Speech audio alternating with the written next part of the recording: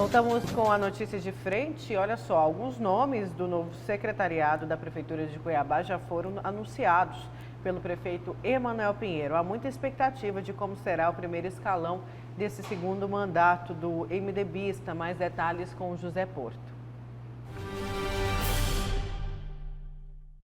Bom dia a vocês da bancada e que nos honra com a audiência em casa aqui na Notícia de Frente. O prefeito reeleito, Emanuel Pinheiro, do MDB, prometeu que até a próxima quinta-feira, dia 31, ou seja, o último dia do ano, que ele vai apresentar todos os nomes que irão compor o primeiro escalão da sua próxima gestão na Prefeitura de Cuiabá. Por enquanto, já existem 3 nomes definidos para esse primeiro escalão. O prefeito elogiou bastante a equipe dele, que encerra esse primeiro mandato agora em 2020, e para o próximo mandato ele promete reoxigenar a equipe, que fará, inclusive, mudanças no próprio secretariado, porque vários nomes, segundo Emanuel Pinheiro, vão permanecer na prefeitura, ou seja, no primeiro escalão de secretários, mas que irão ocupar novas pastas, terão novos desafios. O que já ficou definido até agora é que o vereador Luiz Cláudio, do PP, que foi derrotado nas eleições para a reeleição para a Câmara de Vereadores, ele já foi garantido como secretário de governo. E os outros nomes, no caso aí do vice-prefeito José Roberto Estopa, que é do PV, ele irá acumular, além da vice-prefeitura, também já ficou aí definido, já bateu o martelo, que José Roberto Estopa será o secretário de Educação de Cuiabá. É uma medida do prefeito, ou seja, uma decisão que, por outro lado, é bastante aguardada, ou seja, passou para o vice-prefeito o bastão da Secretaria de Educação, porque é uma pasta importante, que demanda de um grande orçamento e que a prefeitura enfrenta aí grandes desafios. Vale destacar que Estopa era o secretário de Serviços Urbanos da capital. Agora, um outro nome que também tem um peso nessa gestão, já na segunda gestão de Emanuel Pinheiro, é do secretário Vanderlúcio Rodrigues. Vanderlúcio foi secretário de Obras e coordenador da campanha vitoriosa de Emanuel Pinheiro. Ele foi cotado inicialmente para a Secretaria de Serviços Urbanos, porque ele estava na Obras, iria para Serviços Urbanos, mas o prefeito também já definiu que Vanderlúcio Rodrigues vai assumir como diretor-presidente da Limpurb, que é uma empresa de limpeza pública que está sendo criada pela prefeitura, que deve abarcar os serviços, naturalmente, aí também da própria Secretaria de Serviços Urbanos. Agora, há uma grande expectativa ainda de quem permanece no primeiro escalão de Emanuel Pinheiro. Evidente que tem vários partidos que participaram de uma aliança aí para a reeleição do prefeito, que vão cobrar espaço na administração. E o prefeito, como eu disse, prometeu até o dia 31 definir todos os nomes do primeiro escalão. Agora, expectativa maior que fica está relacionada com aqueles vereadores que não se reelegeram e que eram muito próximos ou aqueles ferrenhos defensores do prefeito na Câmara de Vereadores, por todo um processo que passou aí, de onde surgiu inclusive o principal concorrente de Emanuel Pinheiro nas eleições, que foi o vereador Abílio Brunini. Ou seja, como fica agora a situação? Já há algumas suspeitas de que aqueles que ficaram numa segunda suplência, por exemplo, até de primeiro suplente, pode ainda permanecer na Câmara e seria uma das estratégias do prefeito puxar alguns vereadores que foram eleitos para abrir espaço para que os que não conseguiram se reeleger, os que foram derrotados nas urnas, reprovados, ainda consigam aquela beirada, ou na Câmara de Vereadores, ou até mesmo assumindo um cargo na Prefeitura Municipal. Com as imagens do Nilton Oliveira, José Porto para a Notícia de Frente. Obrigada, Porto. Então já tem aí alguns nomes e tem o Estopa como supersecretário, Paulo? E uma pasta importante. Eu gosto do Estopa, eu gosto do trabalho que o Estopa executou ao longo dos últimos anos, não é? E aí eu estou falando não só da gestão Emanuel Pinheiro. Você fala técnico, né? Até porque E ele vem de outras gestões, exatamente, porque ele é um técnico, mas é um técnico o trabalho que eu gosto do Estopa é como técnico na área dele. O Estopa é experiente nessa área, ele sempre foi bem quisto, bem avaliado, tanto pelos seus antigos patrões, o Mauro Mendes, o próprio Emanuel e o povo. O contentamento popular sempre foi uma tônica no trabalho do Estopa. Essa questão dos serviços públicos, enfim. Esta, entretanto, a pasta da educação é diferente, mais engenhosa, não é? E ela vem aí de uma situação delicada, onde houve problemas com o secretário afastado, nessa gestão que está se encerrando. Talvez por isso, pela confiança que o Emanuel Pinheiro, prefeito, tem no Estopa, ele acredita que o secretário, que agora será também vice-prefeito, né, ele desempenhará diante desta pasta, que é o maior orçamento, um dos maiores orçamentos aí da prefeitura. Eu desejo boa sorte aí para o Estopa, é diferente, é desafiador, e acho que ele fará um bom trabalho se dedicar com maior afinco, porque, com todo respeito à área de serviços urbanos e tudo, mas por tratar de coisas delicadas, contratos delicados, de um pessoal delicado, que são os educadores, né, merece uma dedicação específica, mais afinco. Mas eu acho que ele conseguirá fazer um bom trabalho aí na pasta da educação. O Luiz Cláudio não foi reeleito. O Luiz Cláudio, contudo, foi líder do prefeito nessa última legislatura. Ele foi líder, o Juca do Guaraná foi vice-líder. E aí eu não acho que seja uma espécie de emprego, não conseguiu se reeleger, está aqui o emprego para você. Acho que tem nessa escolha aí do Luiz Cláudio para a Secretaria de Governo, parece, mais mérito, porque ele tem uma articulação boa, é um cara bom de articulação, política, vai saber, a gente só tem a expectativa de que ele tenha uma boa relação com o parlamento. O parlamento vai ser misturado, tem uma renovação ali, interesses são os mais difusos, diversos, essa relação com o parlamento que a gente tem uma expectativa aí. Acho que ele tem também, como parlamentar, desempenhou esse trabalho como líder do prefeito, principalmente, muito bom, não é? Conseguiu aprovar a maioria das matérias, as mais polêmicas, pelo menos no parlamento, e ele terá que ter essa articulação, esse jogo de cintura político nesta pasta ali. Acho que ele também, do ponto de vista técnico, acho que ele desempenhará bem. Agora, vamos aguardar aí para saber se ele vai ter essa articulação política. E aguardar os outros nomes, né, Paulo? Porque a população também quer saber quem que vai compor o secretariado. Lembrando que ainda na época das eleições do segundo turno, o vereador Ricardo Saad, que foi reprovado nas urnas, manifestou desejo de ser secretário. Não sei se de saúde, né? Saúde, não imagino. Mas, quando perguntado, Emanuel Pinheiro não chegou a falar que ia levar os vereadores reprovados, não. Desconversou por diversas vezes. Estopa, o seu vice, deixou claro que era contra puxar os vereadores reprovados nas urnas para o secretariado. Vamos ver aí como que vai ser isso. E aí tem a questão partidária propriamente. O PV, cujo presidente, cuja liderança é o Estopa, está tendo seu espaço ali, e é provável que esse espaço será ampliado no staff do Emanuel, não é? E aí tem o progressista, que é do Vander Lúcio, não é? O progressista, que também já está sendo tratado ali, o Vander Lúcio mantido, homem de confiança. Ele e Estopa, o próprio Manuel já disse que são dois homens de confiança, também estará na dianteira desse novo escalão aí do Emanuel Pinheiro. Então, e aí o PSDB?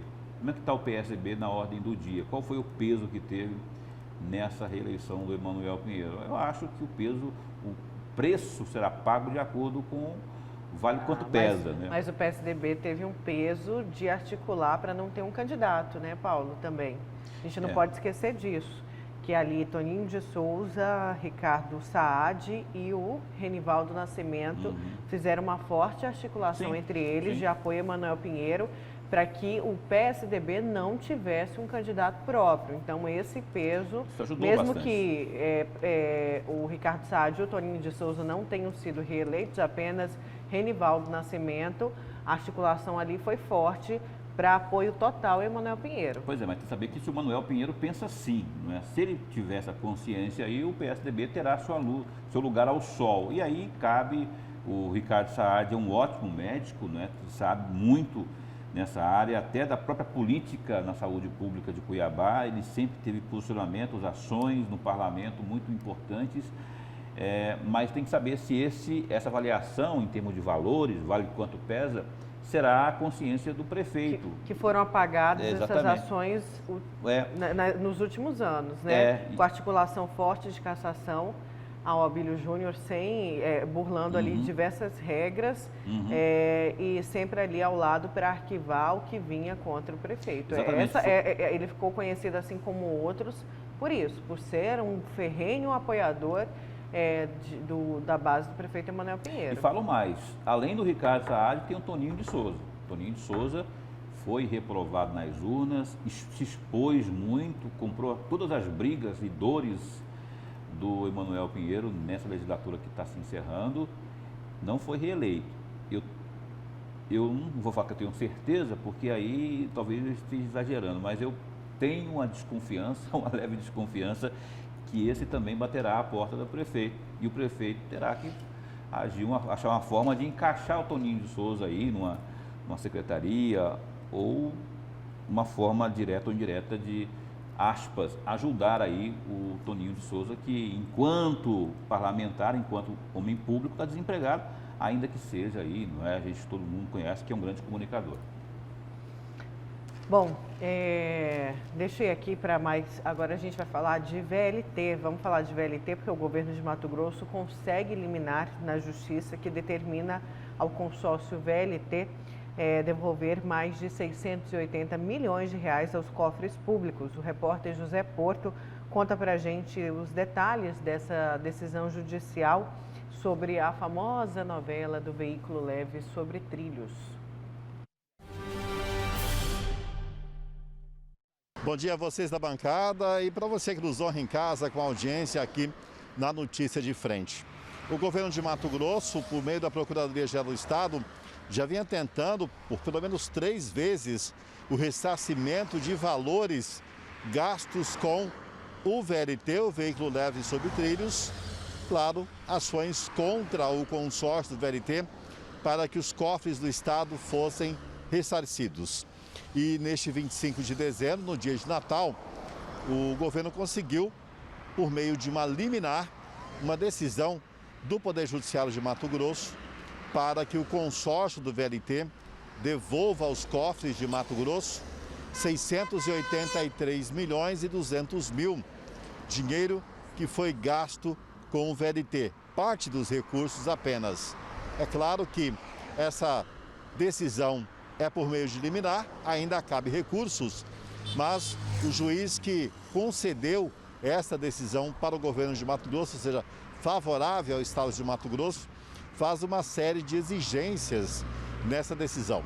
Entre elas, que o consórcio tem aí um prazo para apresentar uma caução de 5 dias, ou seja, depositar o valor ou apresentar bens que representam esse montante de 683 milhões de reais. Após esse prazo, o consórcio também tem que cumprir aí no período de 15 dias a devolução dos vagões para uma empresa espanhola que vendeu os trens por VLT, como a retirada dos trilhos, todo o sistema, ou seja, sejam retirados. A Procuradoria pediu ainda o ressarcimento pelos danos materiais em razão do pagamento que foi feito para o consórcio, pede ainda danos morais coletivos pelo gasto que o Estado teve com a contratação de consultorias. O Estado gastou aí alguns milhões para contratar consultorias para saber se era viável ou não esse modal do VLT, como é que seria isso. E ainda há, naturalmente, aí a cobrança do consórcio de taxas, juros e multas dos contratos de financiamentos feitos pelo Estado para pagar esse custo do VLT. Ou seja, é uma novela que ganha vários capítulos e agora essa primeira decisão que o Estado tem, mesmo em caráter de liminar, cobrando a devolução de 683 milhões para os cofres públicos de Mato Grosso. Com as imagens do Nilton Oliveira, José Porto para a Notícia de Frente. Pois é, Obrigada, Porto. E aí, será que devolve, Paulo? É uma primeira conquista já, né? Para quem estava cético aí e crítico do governo, de repente, a primeira luz no fim do túnel que beneficia o governo, nessa sua intenção aí. Olha só, e eu queria até citar aqui, o Porto estava comentando aí na sua reportagem, está aqui inclusive na capa de hoje, né? Hoje, Jornal A Gazeta, dizendo o seguinte, que decisão tem essa brecha aí para derrubar a liminar do VLT. Tem só um trechozinho aqui que eu faço questão de ler, que diz o seguinte, que o juiz, o doutor Bruno, da Fazenda Pública, ele está dizendo o seguinte, que ele afirmou no trecho de sua decisão, estabelecendo o bloqueio de 683 milhões de reais. Na prática, isso significa dizer que a decisão pode gerar outros desdobramentos, talvez divergentes ou até mesmo favoráveis ao consórcio VLT, empresa responsável pela obra e que foi apontada no pedido de liminar da Procuradoria-Geral do Estado, PGE, como responsável pelos prejuízos causados pelo modal. Significa dizer que, como diz o próprio Porto, né, é uma novela que, pelo que está dizendo aqui, nessa interpretação jurídica, novos desdobramentos podem acontecer prós ou contra essa questão da empresa aí, do consórcio VLT. Eu não consigo adiantar e prever que vai ser fácil, que isso vai ser... Mas existe já uma primeira decisão judicial, que já é um primeiro sinal, Mayara. Pois é, de que também pode vir esse sinal de que pode vir uma briga por aí, né, Paulo? Briga jurídica, né? Uma briga que Isso já pode era atrasar prevista. o BRT. É, uma briga que já era prevista, inclusive, né? O próprio governo tenta minimizar, mas já existe essa primeira posição judicial aí. A gente espera que não atrase muito, para que seja uma forma ou outra que acabe sendo colocada em prática, tal como já o próprio governo disse, né, que a partir agora do primeiro semestre de 2021 já começa já o processo de licitação e de obras, enfim.